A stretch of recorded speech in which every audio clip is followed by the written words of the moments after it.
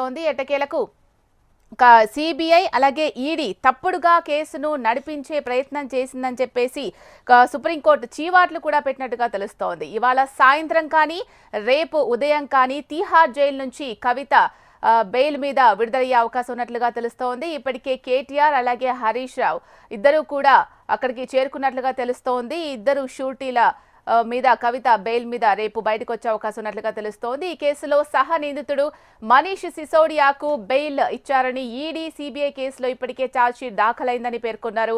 దర్యాప్తు ఇప్పటికే పూర్తయింది అన్నారు. 57 మంది నిందితులు ఈ కేసులో ఉన్నారని అన్నారు. కేసులో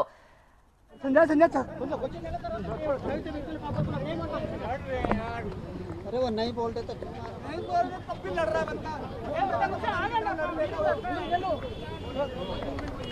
अरे नहीं बोलते यार।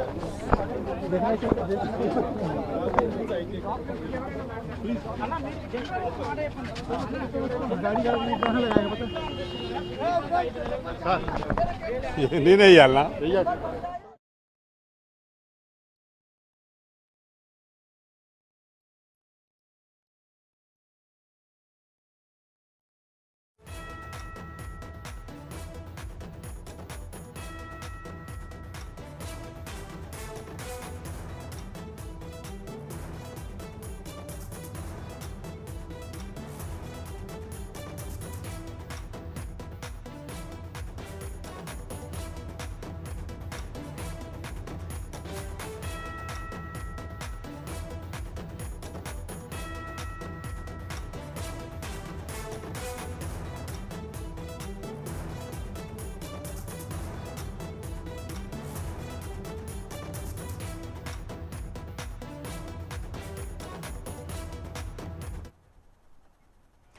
సుప్రీంకోర్టులో ఎమ్మెల్సీ కవితకు ఊరట లభించింది. ఈడీ కేసులో ఎమ్మెల్సీ కవితకు సుప్రీంకోర్టు బెయిల్ మంజూరు చేసింది. మార్చి 15న కవితను ఈడీ అదుపులోకి తీసుకుంది. ఢిల్లీ మద్యం కుంభకోణం కేసులో అరెస్టై తిహార్ జైల్లో ఉన్న కవిత బెయిల్పై సుప్రీంకోర్టు సుదీర్ఘ విచారణ జరిపింది. కవిత బెయిల్ పిటిషన్పై విచారణను జస్టిస్ బిఆర్ గవాయ్, జస్టిస్ విశ్వనాథన్ ధర్మాసనం నిర్వహించింది. Delhi liquor case Vijay Nair bail పిటిషన్పై విచారణ వాయిదా పడడంతో కవిత బెయిల్ పిటిషన్ కేసు ఏమవుతుందో అన్న ఆందోళన బీఆర్ఎస్ శ్రేణుల్లో నెలకొంది. ఎటకేలకు బెయిల్ రావడంతో అంతా ఊపిరి పీల్చుకున్నారు. కవిత తరపున ముకుల్ రోహత్గి వాదనలు వినిపించారు.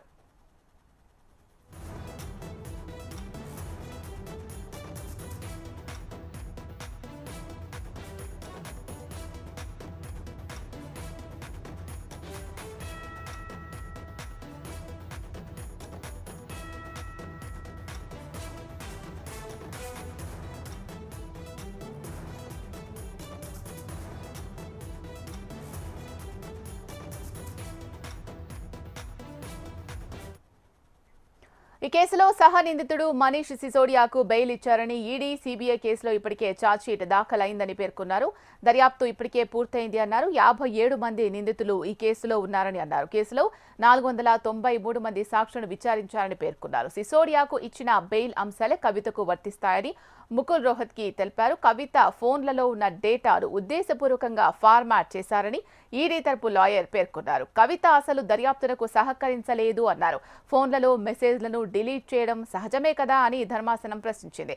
ఫోన్లో డేటా ఎక్కువైనప్పుడు అరెస్ట్ చేసుకుంటాం కానీ ఫార్మాట్ చేయబోమని ఈడీ తరపు న్యాయవాది ఎస్వి రాజు తెలిపారు.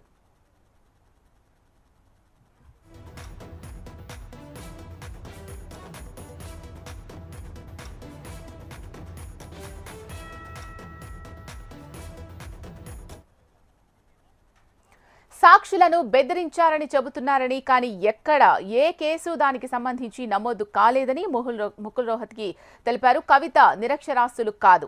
ఏది మంచి ఏది చెడు కాదో తెలియదా? అప్రూవర్ ఎందుకు స్టేట్మెంట్ ఉపసంహరించుకున్నారని జస్టిస్ గవాయ్ ప్రశ్నించారు. కవితకు సెక్షన్ 45 ఎందుకు వర్తించదని ఈడీ సిబిఐ తరపు లాయర్లను జస్టిస్ గవాయ్ ప్రశ్నించారు.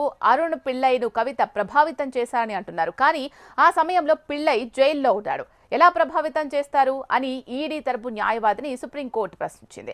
ఆ సమయంలో పిళ్ళై జైల్లోనే ఉన్నారు. కానీ జైల్లో ఉన్న వారిని కూడా ప్రభావితం చేయొచ్చు.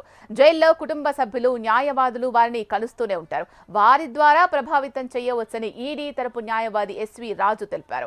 సుప్రీంకోర్టులో కవిత బెయిల్ కేసు విచారణ సందర్భంగా కోర్టుకు బీఆర్ఎస్ నేతలు, మాజీ మంత్రులు కేటీఆర్, హరీష్ రావు, వేముల ప్రశాంత్ రెడ్డి, ఎమ్మెల్యే కౌశిక్ రెడ్డి, ఎమ్మెల్సీ సేరి సుభాష్ రెడ్డి, ఎంపీ వద్దిరాజు రవిచంద్ర తదితర నేతలు హాజరయ్యారు.